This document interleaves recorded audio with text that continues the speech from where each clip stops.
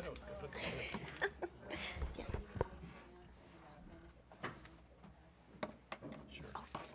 great. Thank you for next Monday. 5 to 8. Yeah, thank you. Okay. Well, good evening, Placerville. I'd like to call to order the April 23rd regular scheduled meeting of the Placerville City Council and invite all of you to stand and join me in the Pledge of Allegiance.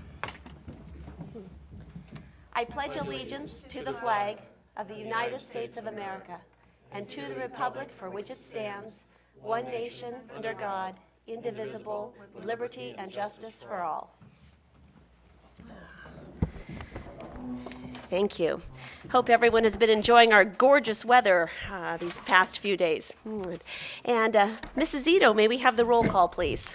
Yes, Councilmember Borelli. Here. Vice Mayor Hagan. Here. Mayor Mattson. Here. Councilmember Patton. Here. Councilmember Wilkins. Here. Great, thank you. And with that, we move on to item 3, announcements and presentations to the public.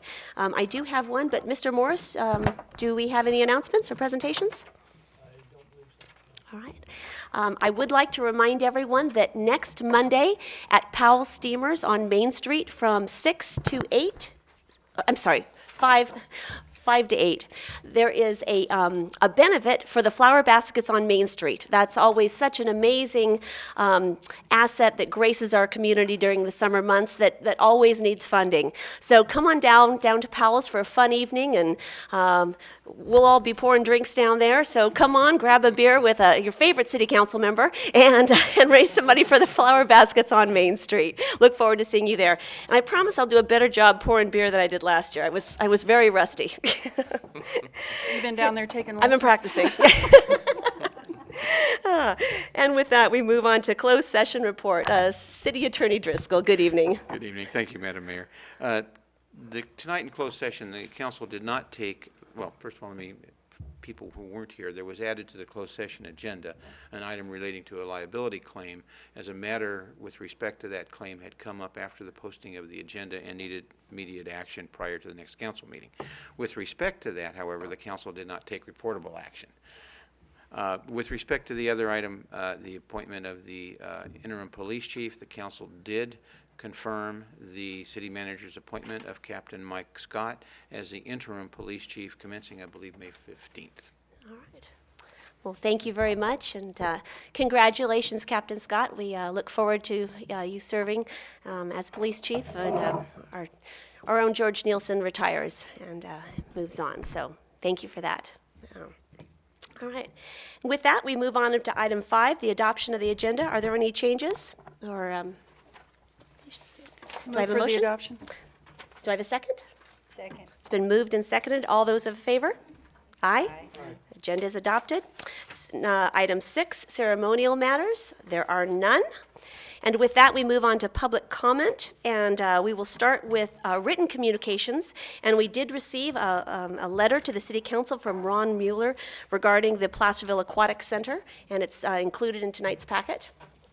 And thank you, Mr. Mueller, for that letter. And with that, we have oral communications. This portion of the meeting is reserved for persons wishing to address the council on matters not on the agenda. And at this time, we would like anyone to invite you to come to the podium if you would like to address the council on any matter. All right, seeing none, I will close public comment and move on to item 8, our consent calendar.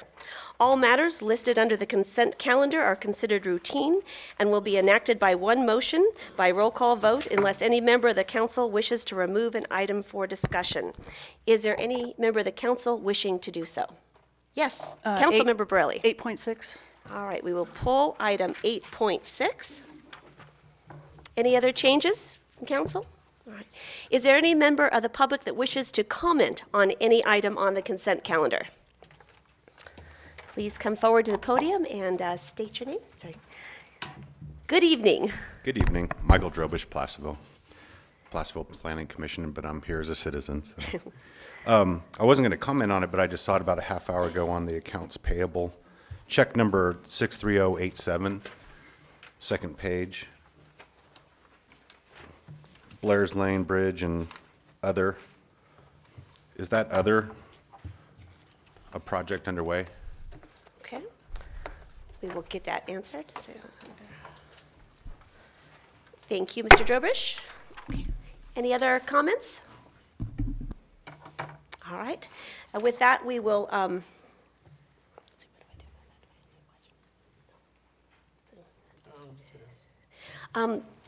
Before we move on to the roll call vote, Mr. Morris?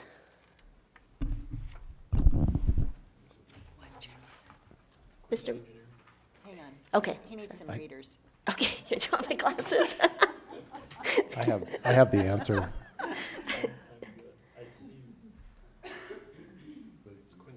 Oh, Mike. Mr. Warren, do you have an answer Yes, for that? Madam Mayor. The check to Quincy Engineering, check number 63087, was just for the Blair's Lane Bridge, as well as the Clay Street realignment, bridge realignment. Okay. All right, and any further questions, we can clarify that at a different time. Yes. All right, thank you very much. All right, with that, may we have the roll call, or do we have a motion to approve the consent calendar? So, and second, with The- the, does that one With have to the be pulled out? Yes. 8.6. So moved, or second. Yeah, but you do when you vote. Okay. All right, it's been moved by Vice Mayor Hagan, seconded by Councilmember Patton. Roll call, please. Councilmember Borelli? I have to abstain on 4. 8.4. But, I'm sorry? But I vote yes on the rest? Correct. Vice Mayor Hagan? Yes. Mayor Mattson? Yes. Councilmember Patton? Aye. Councilmember Wilkins? All right, with that, we'll move on to item 9, ordinances, none scheduled. Public hearings, none scheduled. And that moves us to discussion action items. Item 11.1, adopt a resolution approving a memorandum of understanding between the City of Placerville and the County of El Dorado for extended pool hours for the 2013 swim season, and authorizing the city manager to execute the MOU. Mr. Morris? I was looking to see if Steve was going to help with this, but I'll handle it. We both kind of tag teamed on this. For about several months now, I had learned that the county had looked at some money that they had placed in their budget to assist with hours at the aquatic center. There was no detail as what exactly it was for, but it was an amount of $20,000. So I've been in discussions with them about how we could, what's the purpose, what we can do. My initial intent was simply trying to get it to looking at help with maintaining our current level of service, and that didn't quite work out. But they did request that what could we do in terms of extending hours at the pool with this additional $20,000. We gave them a proposal, and then we presented that to them. They agreed with that, and then sent us the MOU, which is in your packet tonight, that would approve the MOU and authorize me to execute that in exchange for them saying it's $20,000 and extending the hours as noted in the report. So with that, it's my recommendation that you adopt the resolution approving the MOU and allowing us to move forward with the extended hours. The recent recreation brochure that went out includes the extended hours in it. So it's already advertising those that way, and they're noted on here. I just wanted to put this out to you also, though, to mention that I am talking to them about the coming year and being able to look at the extended hours again, but also additional funding to compensate for the number of county residents who actually use the pool. And we're going to do a survey as part of our pool use this summer to determine, get a good number of what that is. But we estimate it could be as high as 60% from past experience. And therefore, we're going to ask them to contribute towards the general operation of the pool, in addition to looking at this additional amount. So with that, I'll open up any questions that the council may have. So the 20,000 will cover just this, just the Correct. extended, what you've given Correct. at the, Okay. Are there any other additional questions for staff? I just going to say, does that cover the operational for that period of time, or does it cover all of our costs for that time, or is it just increased payroll during that? It covers both budgets, both the operational on the facility maintenance side and the personnel. Okay.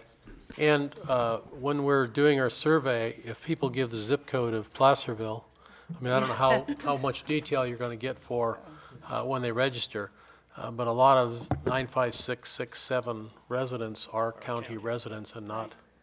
So we'll have to get more detail when we. Right. Last time we did this survey, we took a sampling. We used our swim lessons where we have addresses, complete addresses, and sorted through them.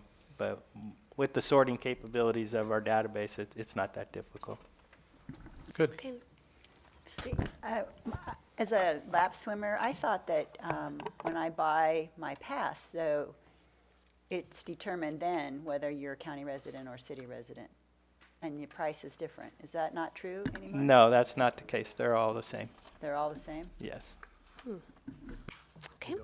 Any other further questions? Just one extra. One of the things about closing the pool at an earlier time of the year was because you indicated that a lot of the the young people that are the instructors and the guards, that they go back to school. How are you solving that problem? We added times when they're not in school. So it's the weekends and evenings that So we that, were able okay, to. so that takes Yeah, care so of. they're, during the day, Okay. we're still going to have a void. And did you, and this is just curiosity, did you query them as, I mean, there's a lot of them that are willing to come back and, even though they're in school? And Well, yeah, it's really interesting now that there's so many staggered school schedules, especially Okay. at college level, which that's make true. up a preponderance of our employees. So it's almost like we have a first half and a second half now good. of employees to Okay. cover that period of time. So the ones on the second half are enthralled to have those extra hours. good. and Good. So we think we can pull it off. Oh, good, Great. okay. Excellent. I have a question. Yes, Councilmember Wilkins. Is the top lot swim little one going to be open for this, or is this just a big pool for these hours? Yeah, the tot lot one will accompany those programs. The evening? Yeah. Wonderful. All right. And is this a result of the 2x2s that have been going on over the last year? Good. So, I mean, that's a good report back to the citizens that that our two council persons and, I guess, councilwomen Yes. and the supervisor talking is productive in a lot of the things we do, so. Opening up those lines of communication Yes. with the county has resulted in some interesting footage. Yes, Councilmember Patton.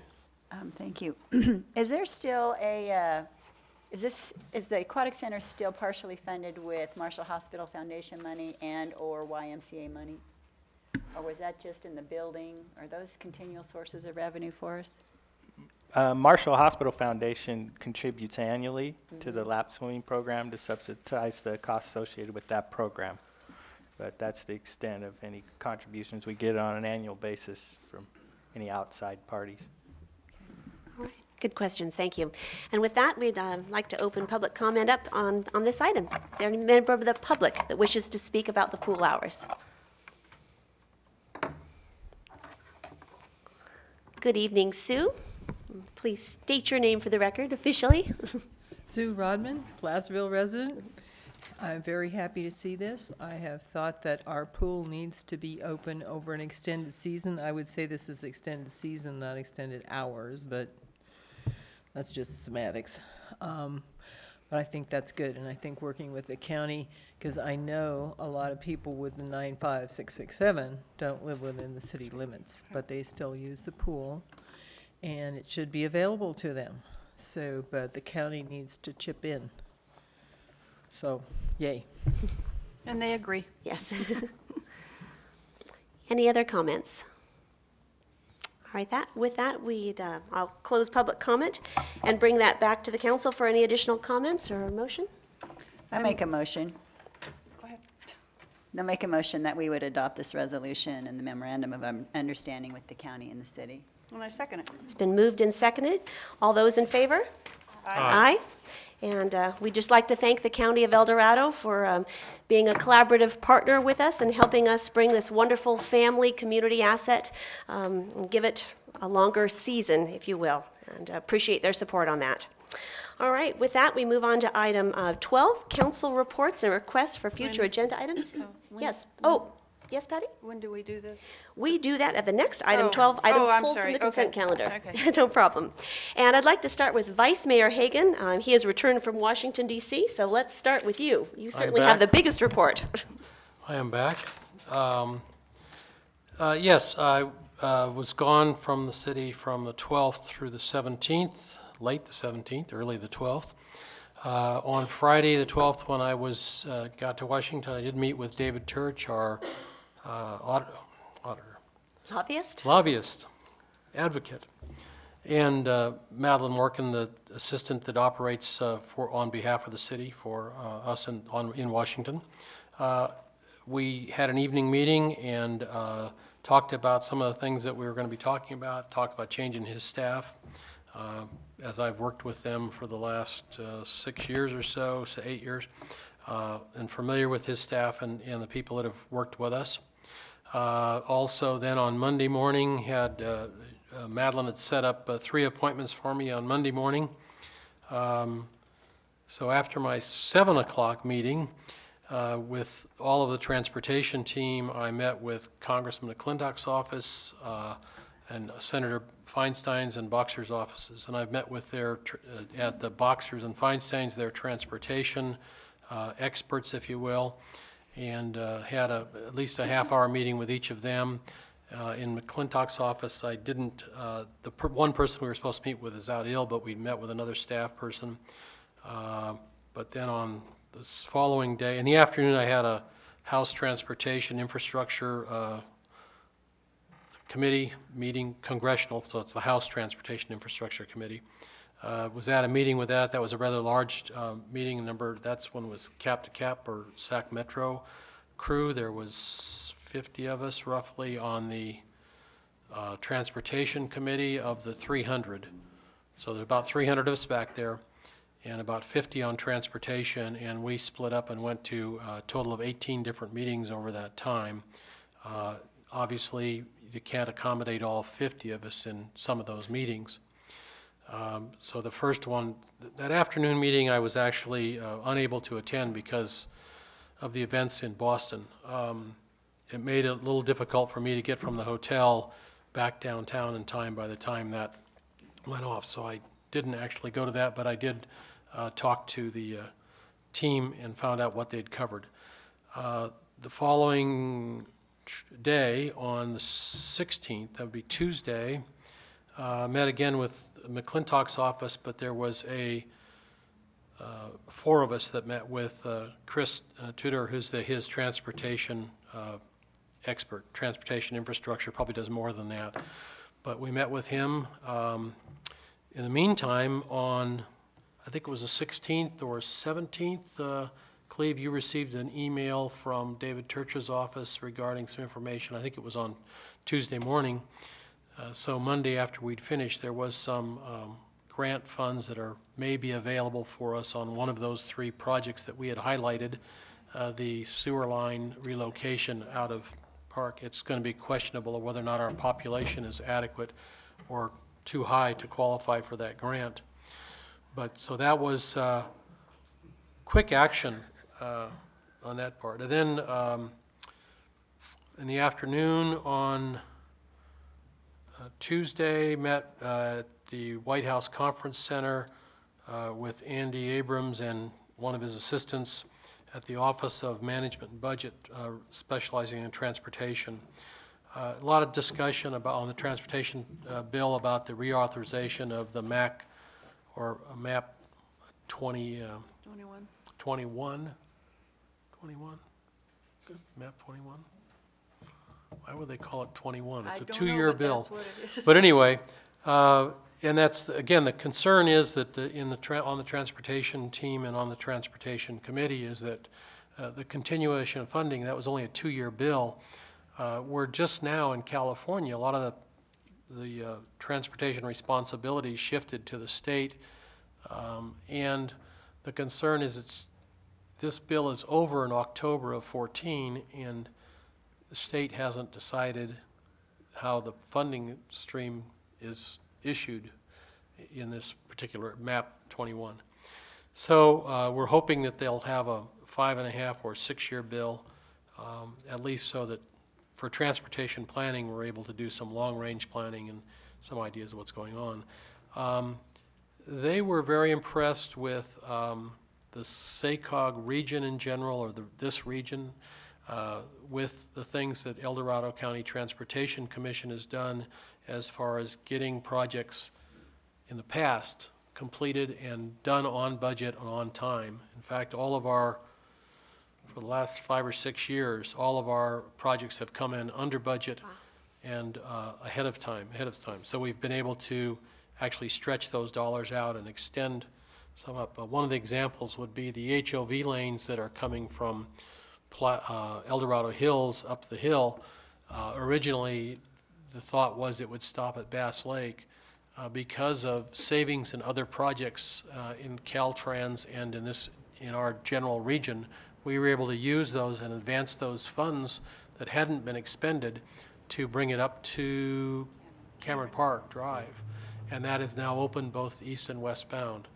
So those are funds that, again, some people would say should go back to the federal government, or at least to the state. And I would counter, yes, they would go back to the state and would be used for roads and infrastructure improvements in other parts of this state, because typically we won't return funds to Washington unless we can't comply with their requirements, and we're able to comply by completing those requirements. But anyway, they were very impressed with our work because most of the transportation committees, if you will, or commissions, don't have that kind of success in a regional basis. So we are well known for the work that we do in the Sacramento region, and in this, our cap to cap, we do they bring all of the different projects that are highlighted to this committee, and the committee ferrets out which ones should be represented. And I want you to know that in 2 of those areas that we had, one was on the map 21 and the other was on mobility. Both of our projects, the Western Placerville Drive interchange was listed as the #1 project in 2 of those. So we've been doing a great job at the County Transportation Commission. The last day, on Wednesday, before flying out, I had a meeting at, I think it was 11 in the morning, with Congressman Jerry McNerney. Again, he's not in the region, but his area is San Joaquin County, over to Livermore area, the pass, in that general area, but it abuts some of our areas. So we wanted him to be aware of the projects we're working on and our help, his help in the past with us, and so that by knowing what's going on in the committee, there are no more earmarks, unfortunately, because I understand how the earmarks work. So what you work with is the bureaucrats that work at the federal level. So what you can do is when you have a specific project and there is funding coming up, we can have our lobbyists and in many cases our congressman staff contact the department to make sure our projects are getting a fair hearing. So that was kind of my trip, that, and returned back that evening, back in Placerville by midnight, barely. And I'm back, so. But overall, my impression is that if we can get map 21 extended for 6 years, 5.5 to 6 years, that's going to be a plus. We'll at least know what we're working with. The funding is substantially less than prior years, but hopefully we can get the same funding that we've had for the last 2 years. So. Wow, that's pretty impressive. And Carl, we really thank you for your time to represent the city of Placerville back in Washington. It's no small task to leave your family and your business, and we appreciate your efforts on behalf of our city. It's wonderful. Councilmember Wilkins. Well, compared to Carl, I did. Anything compared to Carl tonight. Don't have to do that. Last night, I participated in the joint meeting with the Planning Commission, the EDAC, and the council, and that's it for 2 weeks. All right, thank you. It was a good meeting last night. Councilmember Borelli. let's see, I went to the I attended the CDAC meeting, and then I also went to the joint meeting that Tricia just talked about. Met with our city manager, and then I just want to give a couple reports about SEDCOR. They are sponsoring a meeting. It's called the Gold. A Gold County Broadband Construction or Consortium meeting. It's on Thursday, May 23rd at Sportsman's Hall. Their lunch will be provided, but you have to make reservations. And they're going to talk about the use of broadband in today's agriculture. And then they're going to have another talk in the afternoon about wireless telemetry for monitoring soil and crop conditioning, crop condition controlling, irrigation, and pest control activities. And then following that, the little community of Pollock Pines is going to offer a couple more things. So it's going to be a whole complete day. And if anybody's interested, they just have to go online and go to SEDCOR's and pull that up and attend. And then we also were looking for unfortunately, a new CEO for the upcoming vacancy on SEDCOR. And that is, the deadline for that is April 30th. And again, if anybody's interested in becoming a SEDCOR director, they can just go online to sedcor.biz. And then the next CDAC meeting is May 16th, and that's going to be at the county office.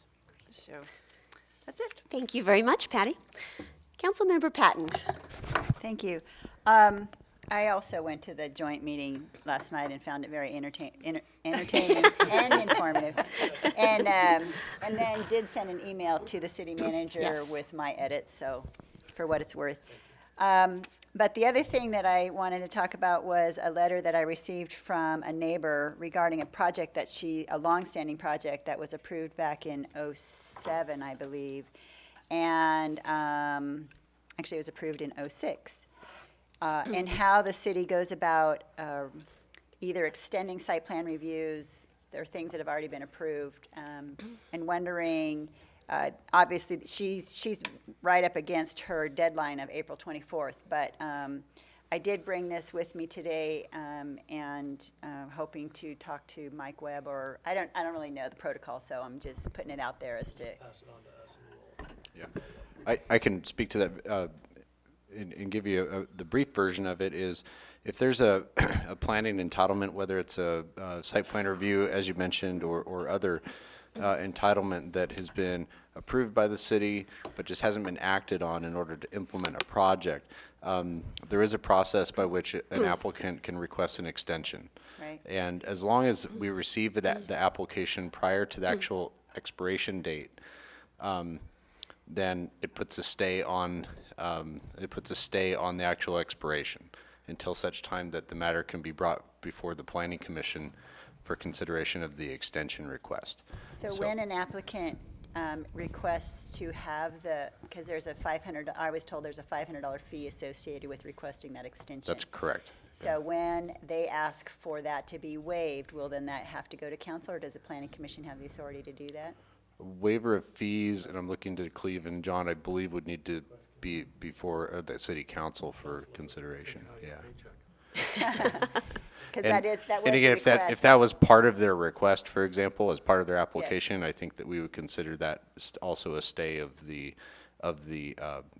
expiration. In other words, it wouldn't expire just because that question had been put on the table. You know, the expiration of the entitlements would carry through until such time that decisions were rendered on the fee reduction or waiver request and on the extension itself. Okay. Yeah, and I'd be more than happy to, if you'd like to refer this person to our office just directly, either myself or Erica or Andrew, any of us in the office can point them in the right direction, email them the form, and at least get them going in the right direction on that. So Yeah, Andrew has been in contact with her. She just contacted me today, so. okay, very good. Thank you. Good question. Thank you. And I would just like to thank our staff and our Planning Commission and our Economic Development Advisory Committee and our council for the lively discussion we had last night as we went line by line through the new Economic Development Strategy proposal by our Advisory Committee. And also would like to thank our engaged public that showed up and lent excellent comments to the evening's discussion. So it was a very, very worthwhile evening, and look forward to seeing what they do with that. So thank you, everyone, for being involved. Having around 20 people talk about a document is no small undertaking, and yet I thought it went very well. So thank everyone for their participation. And especially would like to thank Susan Zito for the note-taking. And Andrew Painter also took notes, but Susan went person by person, line by line in a script format. And we had those notes today by like 2 o'clock. And she documented, what every person said as well as every part of our public comment. And really appreciate that, Susan. That was no small feat. So thank you. All right, and with that, we'll move on to item 13, items pulled from the consent calendar, and we're looking at item 8.6, and I believe Councilmember Borelli, you pulled that. I did. So. I'm curious. I know there was a problem at the water treatment, the Hangtown Creek Water Reclamation Facility. But I guess what I'm questioning is that it said that it was a failure. And it was caused in the automatic mode of operation, blah, blah, blah, which I don't understand at all. But what I'd like to know is this, to me, this plant isn't very old. And isn't there some kind of warranty on this stuff? Or was it a fault of one of the operators? But it said it occurred in the automatic site. Yeah, it's basically what we're in the process of correcting really the root of the problem. We've, for example, we have the new filter media, but it's really the key is to get to the source of what caused the filter media to be kind of washed out of the filter unit. And really what that boils down to is it's an issue in terms of software programming related to the SCADA system. And so we are still in the process of troubleshooting it for that particular blower unit right now and getting to the bottom of what really is the issue. As far as warranty, yeah, absolutely, that's something that we look into on all these types of events, is to say, hey, is this something that was, was it programming error with us or with a consultant? Oftentimes on these issues we have consultants that are working with us on like SCADA programming, for example. Right. So those are all things that we will be looking at as we try to get to the bottom of the root of the issue. Okay, so meantime though, we have to, obviously it has to be fixed and we have to pay the bill, but there is a possibility that we could get some sort of rebate or. I certainly can't make any promises at this point, but it's certainly something that we would be looking at as part of the troubleshooting, is to say, is it something that would or should be covered under any kind of warranty, whether it's a performance warranty or a product warranty on equipment, or on provision of service, for that matter too. Okay. Yeah. Thank you.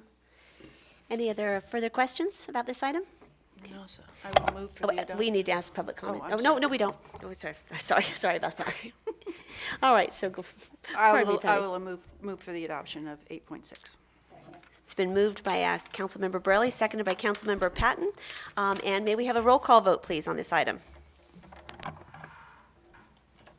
Councilmember Borelli. Aye. Vice Mayor Hagan. Aye. Councilmember Patton. Aye. Mayor Mattson. Aye. Councilmember Wilkins. Aye. Okay.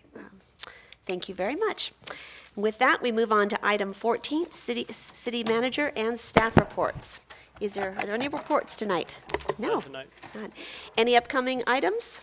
As far as upcoming items, we're currently, as you know, we have an extra Tuesday this month. However, we chose to fill it with another meeting Yeah, thank for you very much. So, But that's currently what we're working on, is the neighborhood chat coming Great. up on April 30th, next Tuesday. Great. And we're looking forward to that, and that will be a hot topic. Our neighborhood chat will focus on what the community wants to do on the Clay Street Bridge project, and perhaps the realignment of Clay Street with Cedar Ravine. And so please come out for that. It's a new day. We're going to take a look at that project with fresh eyes and are wanting the community input on that. So we look forward to that discussion. And that is next Tuesday night here at Town Hall from 6 to 8. And we have a next regular council meeting will be held on May 14th, 5 o'clock closed session and 6 p.m. regular session. Also have just 2 more announcements before we adjourn. May is Bike Month. We have a kickoff bike ride on Tuesday, April 30th. So that's next Tuesday. So we are starting at noon at the Government Center, and the ride is from the Government Center along the El Dorado Trail to Forney Road, from Forney Road to Missouri Flat and back. Lunch is sponsored by the Golden Spoke Bike Shop on Placerville Drive and the Placerville Bike Shop on Broadway, and it's sponsored by the El Dorado County Transportation Commission. So it proves to be a lively afternoon. So jump on your bike, take a bike ride, and then come on back to the council and let's chat. And it's going to be a fun day. And before I adjourn, I was remiss in my duties. I realized that Aaron Harder was in our audience earlier, and he has been newly appointed to the Measure H committee. And I greatly apologize to Mr. Harder that I did not know he was in our audience. I would have certainly liked to thank him for his willingness to serve and join our committee, and I will certainly be contacting him personally. But I wanted to recognize him, and we approved his appointment tonight to the Measure H committee. So with that, we will adjourn, and we'll see you next Tuesday for our neighborhood chat. Good night, Placerville.